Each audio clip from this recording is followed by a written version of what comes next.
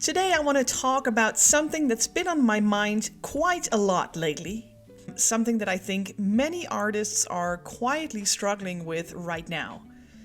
There has been this growing wave of conversations and accusations and skepticism around art, especially with the rise of AI. And it has a way of making you question things you never thought would question before. Your process, your style, your intent. Suddenly, all of this feels like it's under scrutiny. So instead of getting caught in that cycle of trying to prove myself or defend what I create, I decided to go in a different direction. I decided to step away from what I've been doing so far and decided to start exploring again from a place that feels honest and personal. The strange part is that it really does feel like starting over. When you deliberately move away from your established habits and the techniques you rely on, you lose that sense of control and familiarity. Things that once came very naturally begin to feel uncertain, and you find yourself experimenting and making mistakes and questioning your choices in a way that can be both very frustrating and disorienting, but also very rewarding. What I've come to realize is that your voice as an artist is not something that disappears when you step away from it. It is something that adapts and grows alongside with you. So by trying new things and allowing yourself to evolve, you are not losing your identity, you're actually expanding it. And today I want to dive into the subject with my good friend and fellow artist, MK Gibson. Welcome back to another Butcher Shop.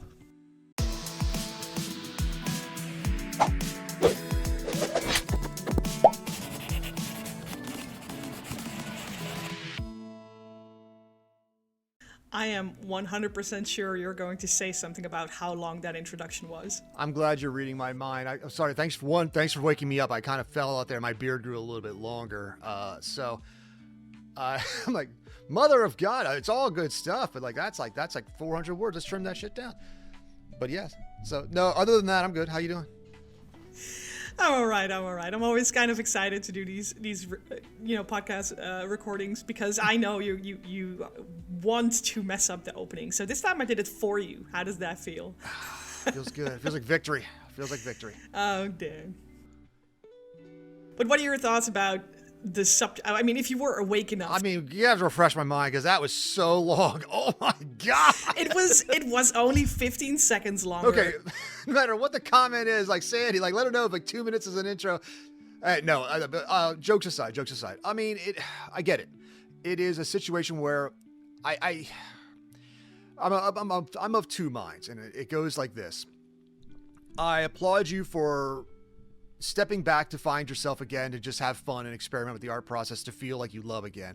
I'm also saddened that the cultural zeitgeist being what it is when it comes revolving around whatever the topic du jour happens to be, forces a creative person, which is typically an empathetic or emotional person, to retreat back into their head because the world pushed them in that way. We're already hypersensitive to begin with. And on top of that, because I have to defend myself against AI accusations like that, it causes me to let me just retreat. Yes, it's a way to reset your brain. It's sometimes it's a good thing. It's bad though that everyone thinks they're a bloody AI expert, so they accuse everything of being AI. So, and that's the real eye rolling. Now, some people use it and some people do and try to pass it off as their own, and I get it. But it just comes back. It just, when everything is a hammer, when your only tool is a hammer, then everything looks like a nail kind of thing. It goes back, I mentioned before, with McCarthyism of when you're hunting for, communists everywhere, you're hunting for AI. It just becomes a witch hunt and it doesn't know when to stop. So I'm sorry that you have to go through that. But that being said, lemonades, it's cool to let me just play and find some new things. So yeah, maybe you are, like I said, you're turning lemons into lemonade. So I guess that part's cool. At least I'm trying, yeah. And I mean, obviously I 100% feel what you're saying here. Part of me really hates that I feel like I'm pushed to trying something else because people are constantly accusing my work of being AI. I hate that, and for a very long time, I've really sort of refused to do anything about my work simply because of that. Like, this is what I do. I've been doing this for 20 years. Why do I all of a sudden have to change what I've been doing for 20 years? Because there's this keyboard hero that suddenly can prompt and now can make something that looks like my work. Like, why do I have to be the person to change? And after a while, I realized, or at least I started to sort of come to terms with the idea that change in a way is also what makes an artist better. Like, you change constantly. You change the way you, I don't know, wield your paint or your pencil, or you change the way you work. Even from when I swapped from the Wacom Intuos to the Cintiq screen, things change all the time. So at a certain point, I just figured, why don't I just try something new? Like, I change stuff all the time. Why not this? Why not just what I make in general?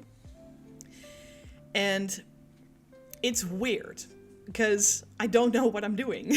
I mean, I do know what I'm doing. I know how my paint works and I know how to draw things. But, in today's video, I'm working on is almost childlike, like from a kid's book sort of illustration, where it has a fairy tale book look to it. Yeah, and that is a cool vibe. I mean, but it's not something I've ever done before. Like, people know me for dark and gritty stuff. Right. Well, I mean, because you have all the skills matter nothing when you're walking. Well, that's not true. It's nothing matter nothing. But I have skills in this, and this when it comes to the art world. So you're stepping into something that's different. You're like, how do I make the skills I have translate to this other medium or this other style, this other anything?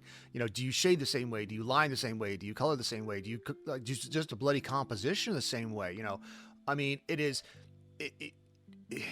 it's like a phantom limb. Like, something's supposed to be there, and you're getting impulses, and but it's not exactly your hand. But the limb's not there gripping, at least not yet, as you're still growing the new body part that will become this style. So I have this clone farm image in my head now. In what way? With limbs and body parts growing in petri dishes, and it's sorry. No, it's a similar thing in the writing world, because most writers emulate someone that well, at least when they start, some people emulate the person that they like. I like this author, I like their style, I like this type of story. And you kind of start emulating it. You fanfic without realizing you fanfic, even though you are, maybe you have original characters, but you're basically copying someone else's style. And people do it all the time, and they don't, whether they realize it or they're not. And so people are like, oh no, I've been writing poetry since I was a kid. I've been writing short stories since I was a kid. You are, but you're definitely influenced by somebody or something. And ultimately you grow what we refer to as your voice. The way you tell that story or that medium of that genre. How do you tell it that's different than somebody else? And you eventually find your own voice. And sometimes you got to go back to the well. Like, maybe some people would write for years in a certain particular way, and then they jump into a whole other style or genre just to see should they, what does it feel like? Are they accepted in there? And it's the same mentality that transfers from the writing world into the art world.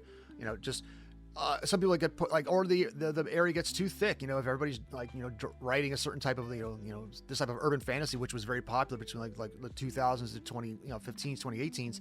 The market was saturated with it to the point where it was choked. Like, how do you get another urban fantasy story out there? Well, you kind of don't. I mean, not one that's going to get any kind of real notoriety. You get some fans, so you have to try something else. So, well, the thing with this particular example is because the reason I'm using this painting as a background footage to what we're talking about is because this was the first in a series that I want and I still am making. I literally picked up a style that was that already exists. Like, this is based on traditional medieval illustrations or illuminations. There are plenty of medieval bunnies out there. There are plenty of medieval birds out there. And I noticed that I had a lot of fun working with those images. And I've done a couple of medieval things before, but all of them were based on references. So I used the traditional, or the real deal as an example, and I worked from there. This particular painting, though, was the first time that I just did not use any form of reference, and I just started drawing in my style or in my handwriting, I guess.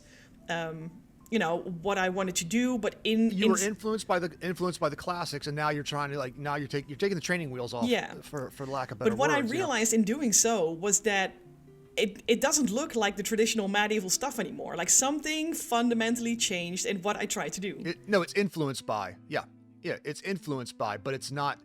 So in the tattooing world, you have a lot of styles in the tattooing world. For example, I was a tattoo. For those who know, I was briefly a tattoo apprentice for a period of time, but I never got to finish my apprenticeship.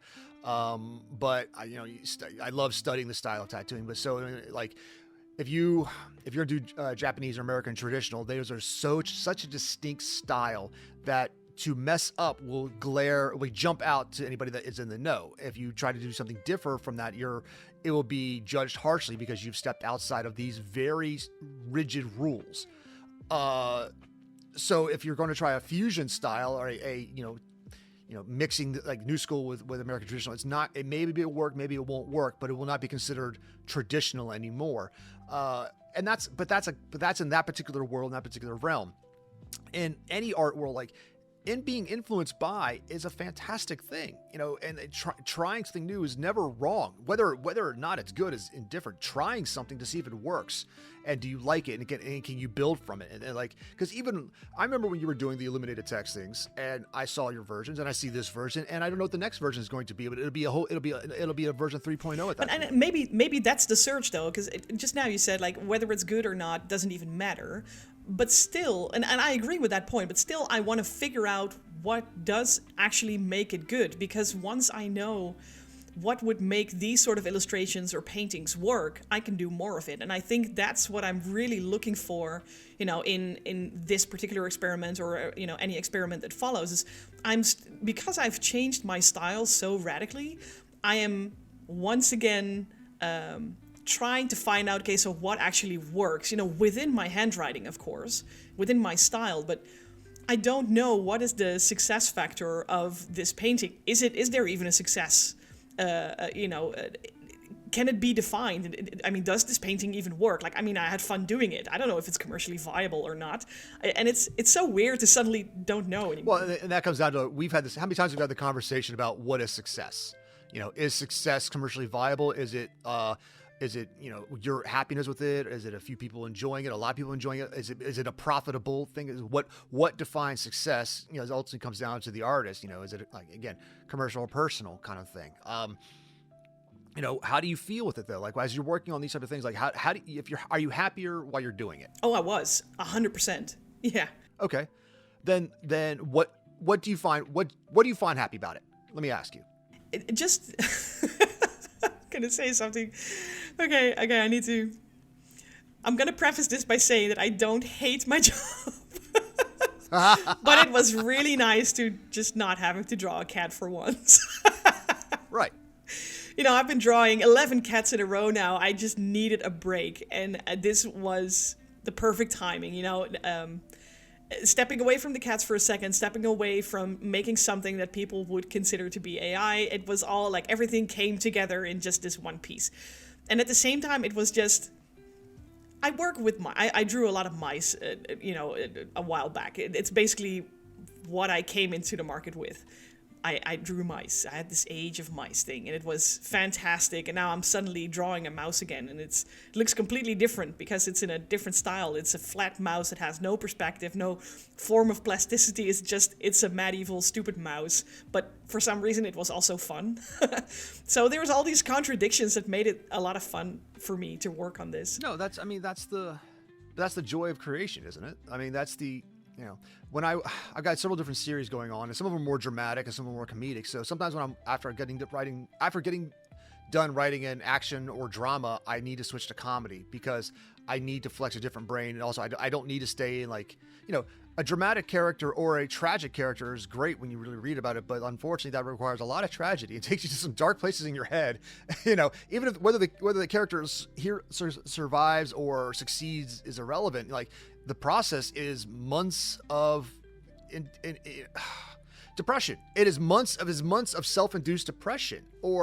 Whereas writing in comedy, I'm trying to make myself laugh. If I make myself laugh, hopefully the audience laughs with me, or they'll find out I just have a messed up sense of humor. Regardless, it is a catharsis after the other. And then sometimes not everything's a chuckle Now everything's a big chuckle fuck. So let's get back to some action and or depression, or get into some it does. Bouncing back and forth helps me feel more rounded as a creative, and it helps me just be a better human, because like we have these feelings, we all have these emotions, they stem from somewhere, and like to deny one is to just say they don't exist is bullshit. You have to embrace your sadness, your happiness, and your joy, and the same thing reflects in the art world. Like trying out different things, like something inside you screaming to be let out, so let it out. Where does it go? What happens to it? And that's the fun. And like I said, version 3.0, 4.0, 5.0 are going to be, will they be just iterations, or will they be quantum leaps forward, or will it be completely different style altogether? And that's the fun of exploring. Like, no, I totally agree. Like it's just, I mean, maybe that's just a summary of what made this thing so much fun. It was just the fun of exploring something that I had not done before. I had not made some form of medieval drawing without references, and then completely try to make it in my own style, while trying to adhere to that original medieval style, if I'm still making sense. That was fun. And I think at the same time, what we're talking about here takes me back to when I did the colored pencil drawing with the knight, where I was like, I don't know what the hell I'm doing. Like, am I even doing this right? I don't know what's happening. And for some reason, even though I am very familiar with gouache as a paint, I started to have the same feeling here. Like, I technically I know what I'm doing, but I don't know if this is commercially viable, like I just said. And for some reason, maybe I've drifted off to a point where my art is now also trying to, or it's starting to form into a product and not necessarily a project, if that makes sense. So I am trying to consider like its value for the market. Like, can I sell this? I don't know. Like, will people like this? I don't know. And it's all those types of insecurities that are suddenly talking to me again, and I have not felt any of those for a long time. And part of me really enjoys that, because it really makes me reflect on what I'm doing and why I'm doing things. But at the same time, it also scares me a lot, because this is part of my livelihood. It's not my full income, but it's definitely a considerable chunk of it. So if I start enjoying the exploration, but at the same time not make work that sells or brings in some money, then I don't know, there's a duality in the situation, and I want to enjoy both. Like, I want this to be commercially interesting because I enjoy this so much, but I also have to be afraid that I don't enjoy this because at the end it brings in money or something. I don't know, does it make sense what I'm saying? I feel like I'm rambling a little bit, but these are thoughts that are... No, it's okay. No, it makes sense what you're saying. Crazy. Hey, artist people, we all have crazy brain. Not all of us, but a lot of us, we like... Most of us, yes. I say with love, with crazy brain, but like we go all over the place. You listen to his talk. It does make sense, because ideally, I mean, I think every creative person would love to one day step away from the real world and make their living doing the passion that they have. So, is something commercially viable? Is it my income? Does it enhance my income, or does it supplement my income? Is it worth my time? Because ultimately, we as people, is your time worth it? Whether that is an art or a relationship, a whatever, is like, is it worth your time? What is your time valuable? So, ultimately, like, if you are happy doing it, then by all means keep doing it. Some people just do it because it feels good to do the art, and they never sell it or like that. And it's just, maybe they could have, they don't. Or some people try to sell it and it doesn't sell, or because the internet's the internet, there's so much out there. I damn sure know that in the writing world, because while I love indie publishing so much, I love the people, I love the stories, I love what comes out there. There's so much of it. It's a lot harder than it ever was before to get your voice out there. And like, those people who've cultivated an audience, I sometimes take for granted that they may have gotten there a little bit earlier than everybody else and cultivated that audience. So, and they forget that it's like, there are other people who, like, I would slit your throat to be where you're at while you're looking at someone else ahead of you. So, that's a long-winded way of saying is, what's basically we said earlier, if it makes you happy, obviously do it, but I had a question for you. What is it about animals that you love so much that you always have a passion to draw them? I know you do people, but not, well, that's not true. I do people. I do one in particular, actually. But like, well, it gets groceries. Like, but like, be like, you really want to do them animals? But what is it about animals that attracts you to, especially like Anthropomorphic animals. Why like making animals like people? What is it about that? It's I think it's the combination of me just loving animals more than I love humans. I'm gonna sound so weird in today's episode. I don't know, whatever. I like animals, and I like the way animals speak to us without using words. There is always this sort of communication going on between the humans and the pets. Like, your cat speaks to you, your dog speaks to you, but it doesn't use words, but still you understand what they mean, you know, on a very grounded and basic level. And at a certain point, I realized that mechanic is actually very fun to explore, you know, by way of telling stories. What if these animals could tell stories? They can't use words, so everything they tell you is going to have to be done through images. And that's what I just like about working with animals. Like, you have to make it so clear what you're trying to tell. What the story you're trying to tell has to be so clear on the first second you look at it. So they have to take on weird poses, or you have to really work with some form of lighting, or it's like everything needs to be exaggerated to a point where you're, I don't know, that clarity, you know, of what the story you're trying to say.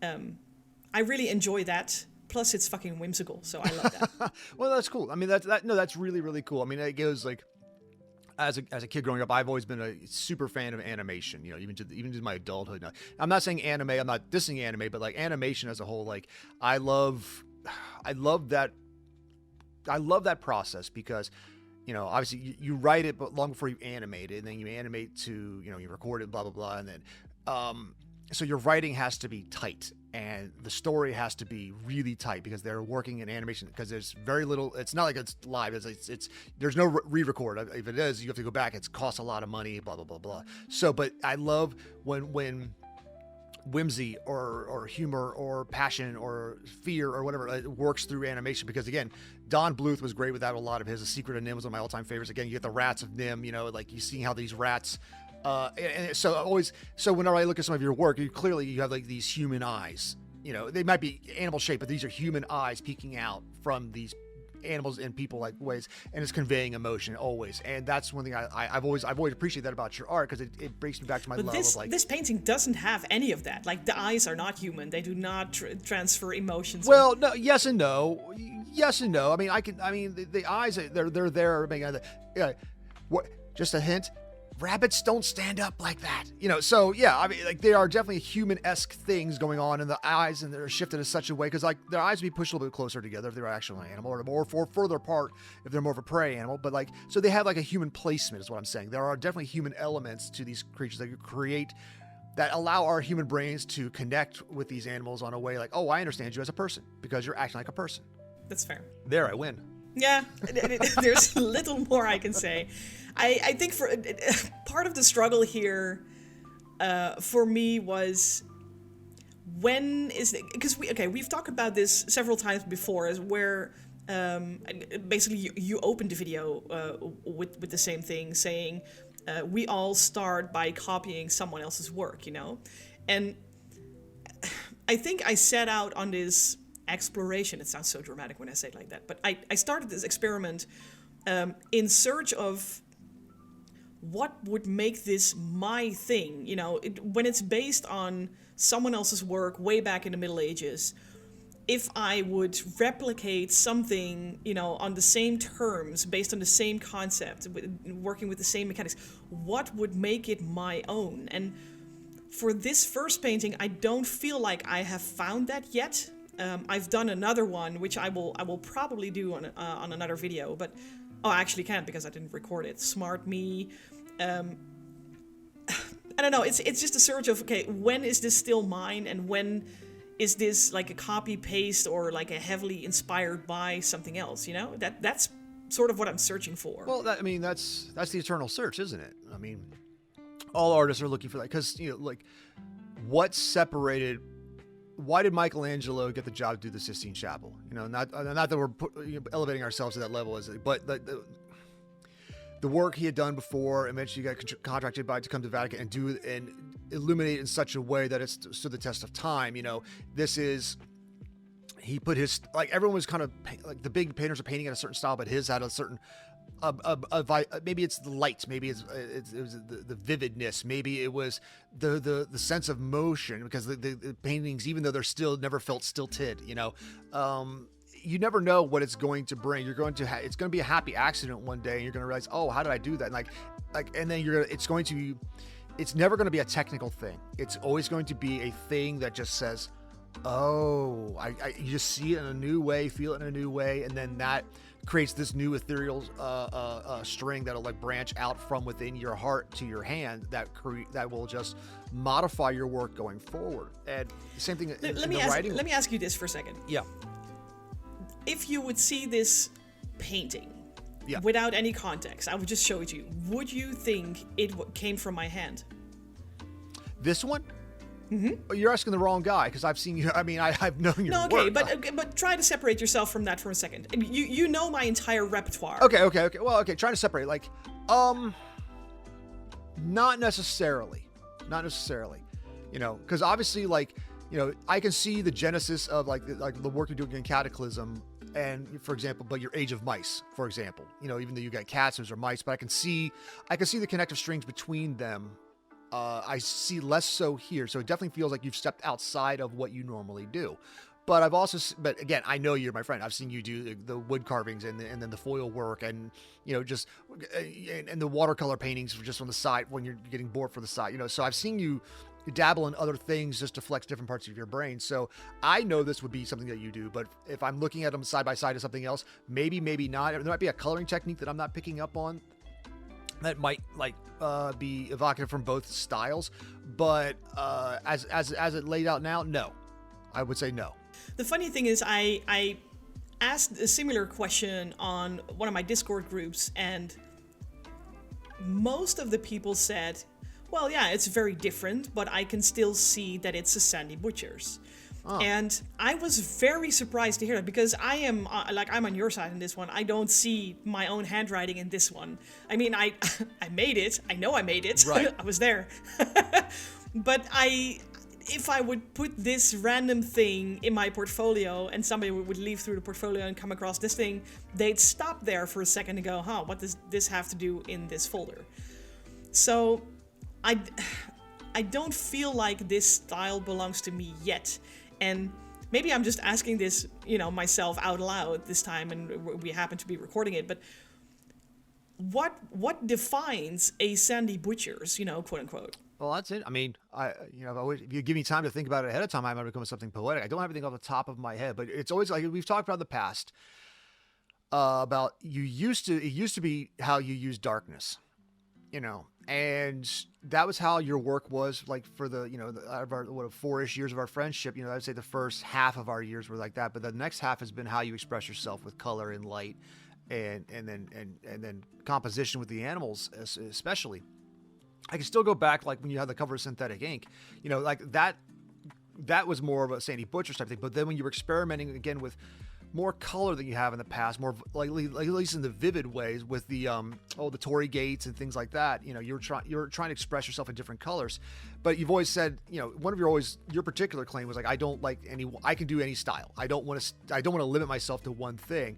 So, as your friend, I'm saying, like, so what has changed within you that you're looking for? Are you looking for a style? Are you looking for something definitive? Are you looking for a stamp to say this is me, that everybody can see this is me? Or do you still hold true to the claim of like, I'd rather work in any style and like, so it's can look like, interesting because I mean, because again, and this is not to call you out in front of an audience, and it's not a call, but if this I appreciate the question actually, because and I think this is where we enter the space of this whole AI bullshit, where I think once I understand what makes it a quote-unquote Sandy Butcher's, I might have a better understanding of what makes people believe that it's AI, so that once I understand that, I can do less of that and then have less of the bullshit. She speaks the bullshit. Sorry, I suddenly have this quote from What We Do in the Shadows. Anyway, so, and again, here's the duality, because part of me would hate doing that. Like, I would hate to permanently change my style because computers are doing this right now. At the same time, I don't want to have the same discussion and the same people accusing my work of something every damn time I show my face at a convention. So I think I'm just searching for, okay, what makes my work, and then, I don't know, maybe pick out the best things that I enjoy most, sort of lean into that. I think that's what I'm doing, or what I'm trying to do, but I also understand it's very much a sort of treading water sort of panic attack. It is, and I respect the fact that you can hear that in your own. You're aware of it. You're self-aware enough to realize that that's what's kind of causing it. Obviously, like I said, I've seen you try different styles in the past, and I've seen you try, just you experiment, play, like what we've said before, tinkering. What are you tinkering on? Like, just to see what feels good. It's like, that's, explore something, art, something cool. But this particular, like, journey of self is, am I doing this because of other people, and like, it goes back to what we said in the very beginning, coming full circle on it. I'm sorry that you were pushed into a situation that you have to, like, quote unquote, find yourself. The answer is, unfortunately, I don't think there's any one thing. I think we have a situation of, like, you have an audience. The audience, to use the Simpsons quote, is it me or the children? No, it's definitely the children. And in this case, it is the children, because in the writing world, everyone thinks if they see an M dash, they're automatically, that's AI, because AI likes to use M dashes. So ergo, I see an M dash, this person used too many M dashes on this page, so that person wrote an AI, haha, I'm smart. And that's not how it works. It really isn't. And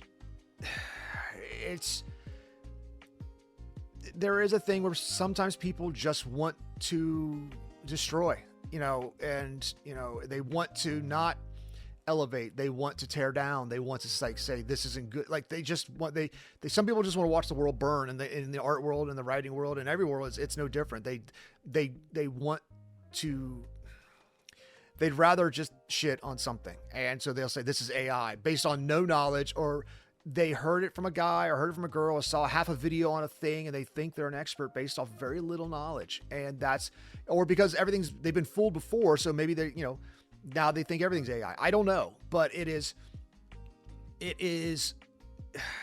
just a tough place to be a creative person in that space during this time. All you can do is just do your thing, because the truth is, some people have been using AI and they're going to continue it. And some people have been trying to pass it off as work for a while, and the internet gets real sleuthy when it comes to these type of things, but then sometimes they get it wrong. And,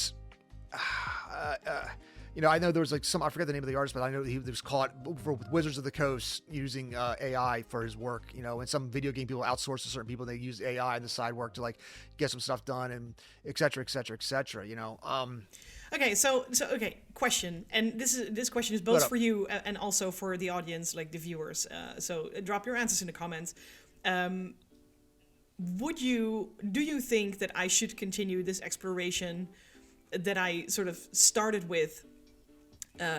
AKA, like, are you looking forward to more medieval stuff, or do you think that I should stick to what I've been doing, what you know me for, regardless of what people have to say about my work? That's a tricky one, because now here's why, and I'll obviously I'll say my piece and I'll be done.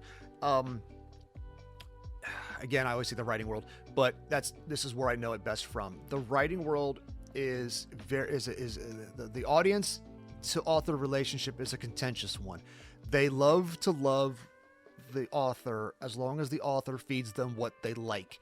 Meaning, author A has series 1, and as soon as author wants to switch to series 2, the audience goes, "What are you doing there?" That's cool and all, but don't forget series 1. And the author's like, "Well, I'm kind of bored. I need to flex some muscles. I want to try something else. I'm trying series 2 while I'm running series 1. And the audience goes, "Okay, but I think I like 1 better." And then some people are like, "No, I think 2 is pretty good." And it bolsters the author's confidence. But then author says, "What about series 3? Or as I'm finishing up 1, I'm going to jump to something else." They say, "No, I like the thing I like, and I don't like the new thing." And people say, "Oh no, that's crazy." Time and time and time again, when author tries a new series or something to reflect something different, they don't. The same audience tends to not follow. They might find a new audience, but the same audience tends not to jump. I mean, right now in video games, not a lot of Destiny people are, like, supporting Marathon. in the Bungie world, because they wanted more Destiny, and Marathon's not what they asked for. Now, some people are playing it, but it's not the same, not in the way it used to be, not hundreds of thousands of people playing it at the same time. So, like, in the art world, I think it's very similar. Like, you're known for this. Like I said before, like, I'm sure Georgia keeps you something other than vaginal flowers, but do you know what they are? Have you seen them? Or do people just like, I want my flowers that look like lady parts? Well, I mean, I guess we'll find out in a couple of weeks when I'm running a couple of cons again. So I don't know. If I sell these pieces, then apparently people like them. It's so weird because my direct answer to you is, yeah, sure. Do what you like, man. Like try things, but it either the audience will or will not follow, but you have to make that determination as the artist. Is it still worth your time? Is it your happiness, or are you making the people happy? And that's, well, yeah. And if making other people happy is your happiness, then I also say go for it. That's not domestic bliss, but okay. No, I truly believe that there are people who really get their happiness in making other people happy. I'm not saying it's a very healthy way of living, or it can be. Exactly, it's like ideally the relationship should be mutual. Like, you should both make each other happy. But yes, Hey, art is entertainment in a way. So if my work fails to entertain others, maybe. Well, this took a tip. This took a turn. I know. I think this is the moment where we need to wrap up. I think you might be right. Yes. No. This episode very much was just food for thought, at least for me. And I hope if I ask some of the right questions, someone else feels inspired by asking the same question to themselves. I'm very happy. If not, thank you for watching all the way up until this point. I really appreciate it. Don't forget to hit the like and subscribe button. And Gibby, I look forward to having you on the next episode. Oh, thank you very much. Make sure to make fun of her for that extra long intro. Tell her to get it down to 40 seconds or less. Thanks for watching, guys. Take care. Bye, buddy.